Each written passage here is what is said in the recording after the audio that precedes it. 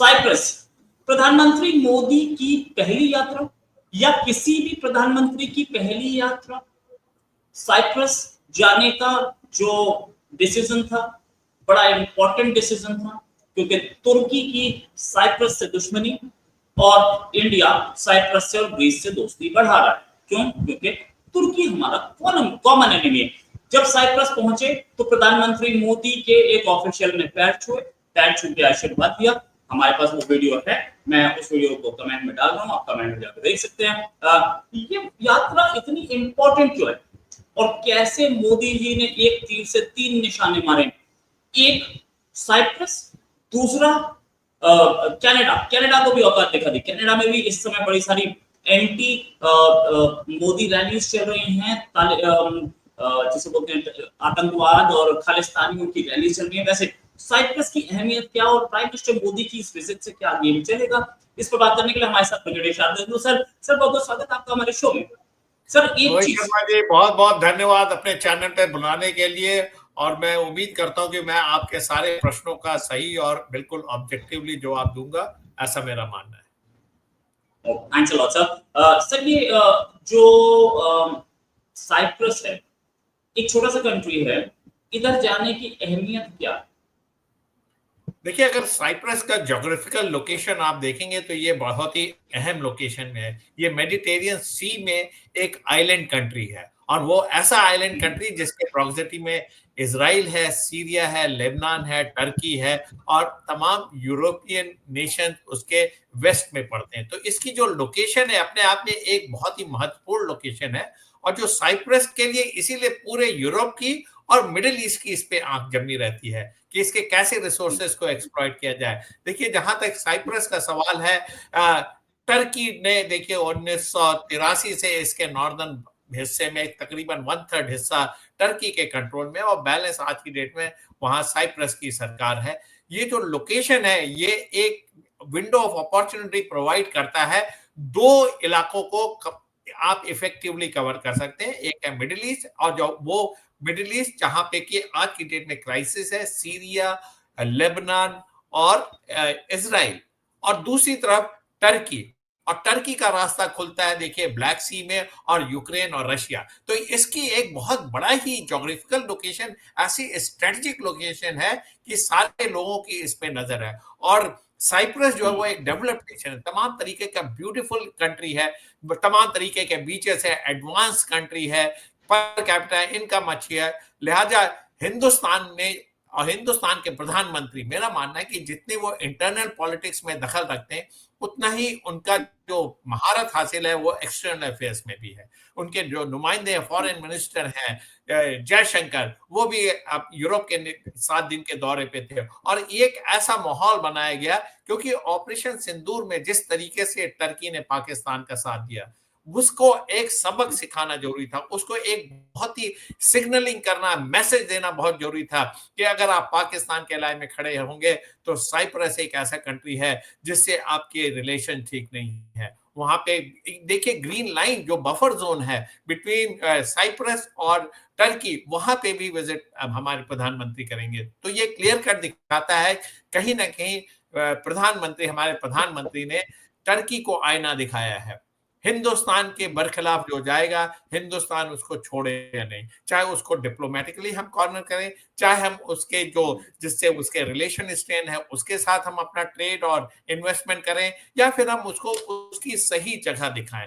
ऐसा मेरा मानना है। जैसा कि आपने कहा, प्रधानमंत्री जब भी विदेश यात्रा में जाते हैं, देखिए दो कई सारे मुद्दों को वो एक साथ रिजॉल्व करते हैं। सबसे बड़ा मुद्दा तो ये था कि हिंदुस्तान साइप्रस के साथ खड़ा है, और हिंदुस्तान और साइप्रस का जो टेररिज्म के खिलाफ एक आवाज में हम बोलते हैं वो एक है। और साथ में हमने वहां इन्वेस्टमेंट की बात की, साथ में हमने वहां फ्री ट्रेड की बात की, साथ में हमने वहां डबल टैक्सेशन को दूर करने की बात की, हमने अपने सिक्योरिटी कंसर्न शेयर किए, और साथ में एक इन्वेस्टमेंट का माहौल बनाया, और पीपल टू पीपल कांटेक्ट हुआ। तो बड़े मल्टीफेरियस रोल पे हमारे प्रधानमंत्री वहां पे गए हुए हैं और क्या उनकी रिकॉग्निशन है। वो इंडियन डायस्पोरा को एड्रेस करते हैं, वहां के प्रेसिडेंट उनसे मिलते हैं, वहां के मिनिस्टर उनका पैर छूते हैं और बड़े ट्रेडिशनल तरीके से उनका वेलकम किया जाता है। और जो ये जो पॉजिटिव वाइब देते हैं, जिस तरीके की वो आत्मीयता दिखाते हैं, वो किसी भी हेड ऑफ स्टेट को प्रभावित करता है। और इसके बाद वो कनाडा जाएंगे। कनाडा में अपने जो मार्क कार्नी जब से वो आए, एक नए रिलेशन की शुरुआत होने जा रही है हिंदुस्तान और कनाडा के, जो कि जस्टिन ट्रूडो के समय बहुत नीचे ऐप पे पहुंच गया था। तमाम तरीके के एंटी मोदी प्रोटेस्ट हो रहे हैं, खालिस्तानियों के प्रोटेस्ट हो रहे हैं। उसके बीच में हमारे प्रधानमंत्री जाके हिंदुस्तान का जो सेकुलर जो आउटलुक है उसको वो रखेंगे। और साथ में मेरा मानना है कि G7 हिंदुस्तान को नेग्लेक्ट नहीं कर सकता है। बहुत बड़ी पावर है, चौथी सबसे बड़ी इकोनॉमी है, सबसे ज्यादा जनसंख्या वाला देश है। और जब इतने बड़े कंट्री को G7 लगातार छठी बार वो जा रहे हैं, कोई ऐसा हेड ऑफ स्टेट लगातार 6 बार से G7 में नहीं जा रहा। हमारे प्रधानमंत्री हैं जो जाते हैं और तमाम तरीके के अपने टर्म्स पे बात करके आते हैं, और लौटते समय वो क्रोएशिया होते हुए आएंगे। तो ये जो तमाम तरीके के जो इनका डिप्लोमेटिक मिशन है, जिस तरीके से वो हिंदुस्तान को रिप्रेजेंट करते हैं और साथ में ये 140 करोड़ भारतीयों की जो भावनाओं को वो कैरी करते हैं, वो अपने आप में बहुत बड़ी बात है। और टर्की के जो अर्दोगन साहब हैं, उनके लिए बड़ा क्लियर कट मैसेज है कि हिंदुस्तान अपने बरखिलाफ उनकी जो नेफेरियस एक्टिविटी है, जिस तरीके से वो पाकिस्तान के साथ खड़े होते हैं, इसको हिंदुस्तान नजरअंदाज नहीं करता है। यही हिंदुस्तान है, जब टर्की में जलजला आया था, जब भूकंप आया था, तो सबसे पहले हमने आपकी मदद की थी। और आप ये सारे एहसानात को भूल के पाकिस्तान के दहशतगर्दी को आप सपोर्ट करते हैं, ये एक्सेप्टेबल नहीं है। तो बहुत क्लियर कट मैसेज दिया, जिस तरीके का हमारा इन्वेस्टमेंट है, जिस तरीके का सपोर्ट है। देखिए 23 साल बाद कोई दूसरा प्रधानमंत्री, अटल बिहारी वाजपेयी के बाद अब नरेंद्र मोदी साइप्रस जा रहे हैं। तो एक बहुत बड़ा मैसेज। और क्या डेलीगेशन, 100 लोगों का डेलीगेशन है, जिसमें इकोनॉमिस्ट हैं, थिंक टैंक है, डिप्लोमैट्स हैं, इन्वेस्टर्स हैं, एफडीआई लाने के तरीका है। तो अगर हिंदुस्तान और साइप्रस मिल जाते हैं तो एक बहुत बड़ी बात होगी। और आपको ध्यान देना होगा कि नरेंद्र मोदी साहब जब से प्रधानमंत्री बने, उनका नॉर्थ साउथ कॉरिडोर का सपना है।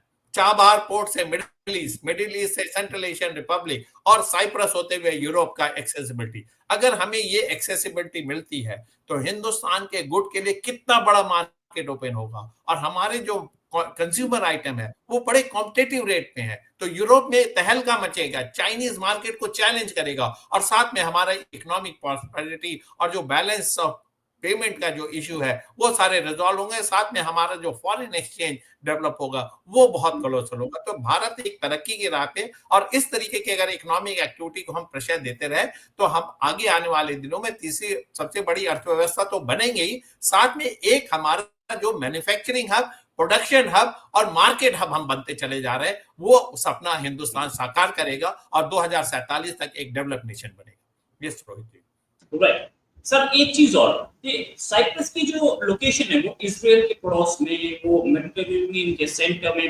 हम पहले से ही हाइफा पोर्ट पे बैठे हैं, हालांकि उस पर अटैक भी हुआ है। हम पहले से ही हाइफा पोर्ट में बैठे हैं, अब साइप्रस में हम अपनी प्रेजेंस दिखा रहे हैं। क्या हम we are more interested into Mediterranean, ये सुएज कैनाल का मामला है? देखिए मेरा मानना है ये एक हमें ये फुट होल्ड देता है दो मिडिल ईस्ट में एज वेल एज यूरोप में। यूरोप का वहां से विंडो क्लियर होता है, और साथ में हमारे रशिया की एक्सेसिबिलिटी मिलती है, यूक्रेन की मिलती है, यूरोपियन नेशन की मिलती है।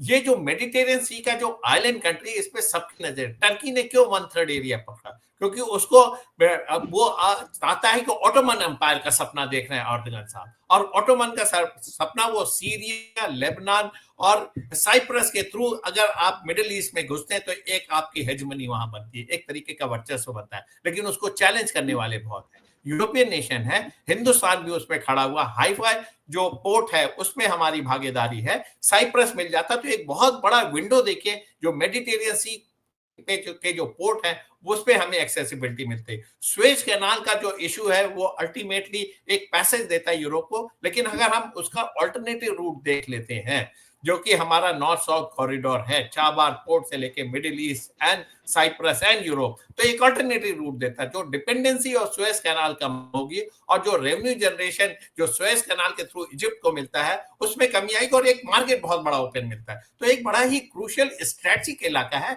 जिससे कि पूरी जियोपॉलिटिक्स वहां वहां से गवर्न होती है। तो हर आदमी आज की डेट में, चाहे चाइना हो चाहे इंडिया हो, अपने मार्केट तलाश रहा है। अगर हमें इकोनॉमिकली डेवलप होना है तो हम मिडिल ईस्ट को नहीं छोड़ सकते क्योंकि वो एनर्जी का सेंटर है, हम यूरोप को नहीं छोड़ सकते क्योंकि वो स्टैग्नेशन की स्थिति में जा रहा है, और उसी के तहत हमें नॉर्थ अमेरिका में एंट्री मिलती है अगर हम पैसिफिक को पार करते हैं। तो बहुत बड़ा एक तरीके का एक हिंदुस्तान का इन्वेस्टमेंट प्लान है।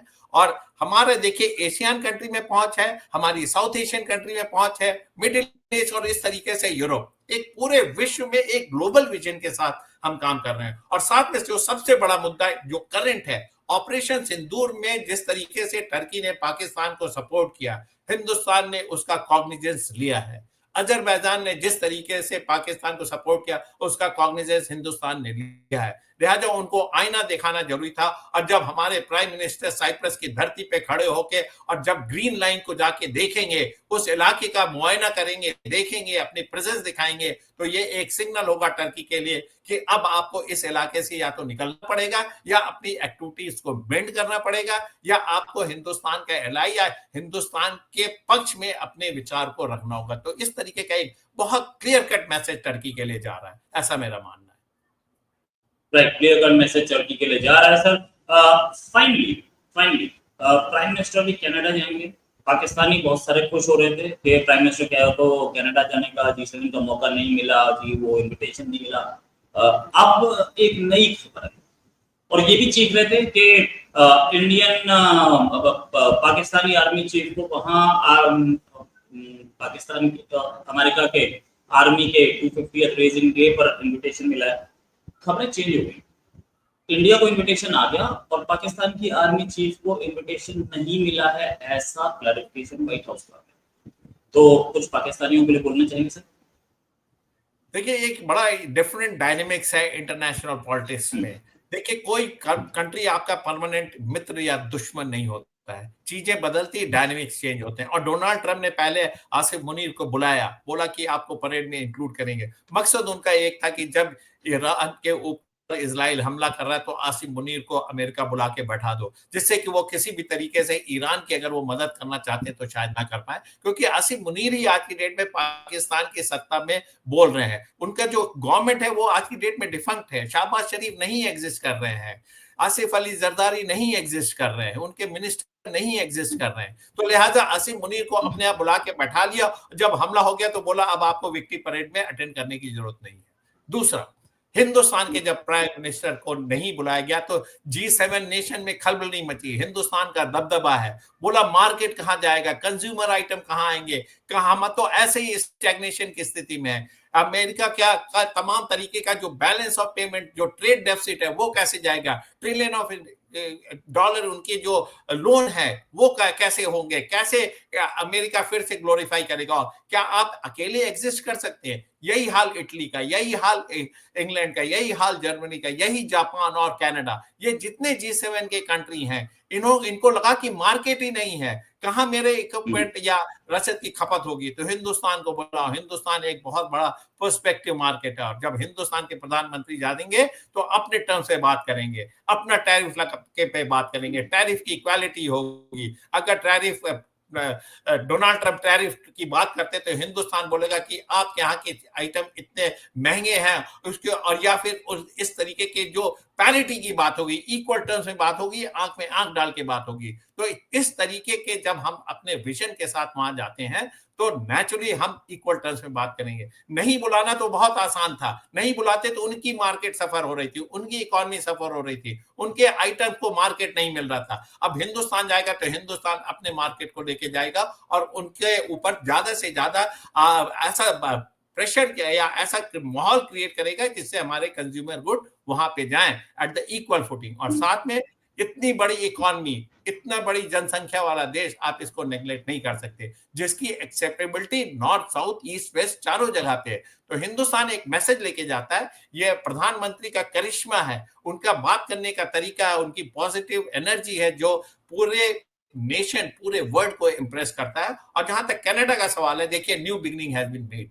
जस्टिन ट्रूडो गए, मार्क कार्नी आए, वो अलग सोच के आदमी है, कॉर्पोरेट बैंकर है, वो ट्रेडिशन से विश्वास नहीं करते, नए सिरे से शुरुआत कर रहे हैं। तो हिंदुस्तान और कनाडा के रिलेशन डेफिनेटली इंप्रूव होंगे, तमाम तरीके के जो हमारे बायलैटरल हिकअप्स थे वो दूर होंगे, और एक जो मिसकंसेप्शन बना हुआ था उसको दूर किया जाएगा, चाहे वो खालिस्तान को लेके हो, या जो खालिस्तान के टेररिस्ट हिंदुस्तान में ऑपरेट कर रहे हैं, या इलीगल फंडिंग कर रहे हैं, या ड्रग्स कमाना, ये सारी चीजों पे बात होगी और एक नई दिशा में बढ़ेंगे। हिंदुस्तान और कनाडा के रिलेशन बहुत स्ट्रांग रहे हैं 1947 से लेके आज तक।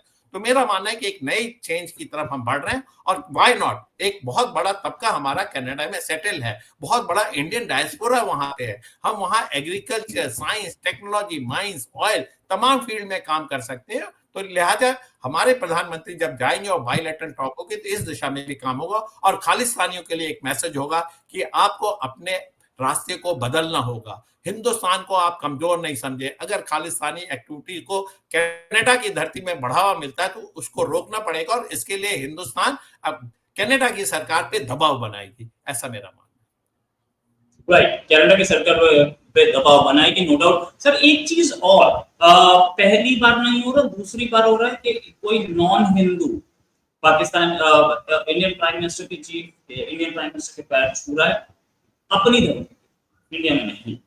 इससे पहले पापुआ न्यू गिनी के प्राइम मिनिस्टर ने, अब ये इससे पहले हमने कभी देखा नहीं, नेहरू जी के साथ भी नहीं हुआ, किसी और के साथ भी नहीं हुआ। ये सारे के सारे लॉ मेकर्स, प्राइम मिनिस्टर्स, वहां तक ये पैर छूने की ट्रेडिशन पहुंचाना, किस एंगल से देखें? क्या इंडियन हिंदू कल्चर इंटरनेशनलाइज हो रही है प्राइम मिनिस्टर मोदी की वजह से? देखिए, जहां जहां भी हिंदू कल्चर है उसका एक अपना अलग अस्तित्व है, एक अलग तरीके का ओपननेस है, इंक्लूसिवनेस है, सबको अपने आप में इंक्लूड करता। और जब इस कल्चर को जो पढ़ता है, जिसको ने थोड़ा बहुत ज्ञान हर्षित किया है, तो वो इससे इंप्रेस होता है, चाहे वो जर्मनी हो, चाहे विश्व का कोई देश हो। अपने आप में हिंदुइज्म को अगर आप पढ़ेंगे, हिंदुइज्म की ओपननेस की बात करेंगे, और जो जिस तरीके के हमारे विचार है उसको ध्यान में रखेंगे, तो सारे के सारे लोग इंडियन कल्चर की तरफ अट्रैक्ट होते हैं। और पहले नमस्ते किया जाता था, हाथ जोड़ के वेलकम, और आज की डेट में तमाम हेड ऑफ स्टेट नमस्ते करते हैं, जिन्होंने पैर नहीं छुआ और नमस्कार करते हैं। और सबसे अच्छा था कोरोना में, देखिए सबने नमस्ते, घुटने में थंब मिलाने से अच्छा है नमस्कार। और कुछ लोग जब इससे ज्यादा प्रभावित होते हैं, और साथ में एक ऐसी पर्सनालिटी प्रधानमंत्री जब हिंदुस्तान के 140 करोड़ों को के लोगों को रिप्रेजेंट करते हैं, तो पैर छूने से कोई अचंभित नहीं होता है। ये भी हमारा एक कल्चर है, तो हमारी एक्सेप्टेबिलिटी बढ़ी है,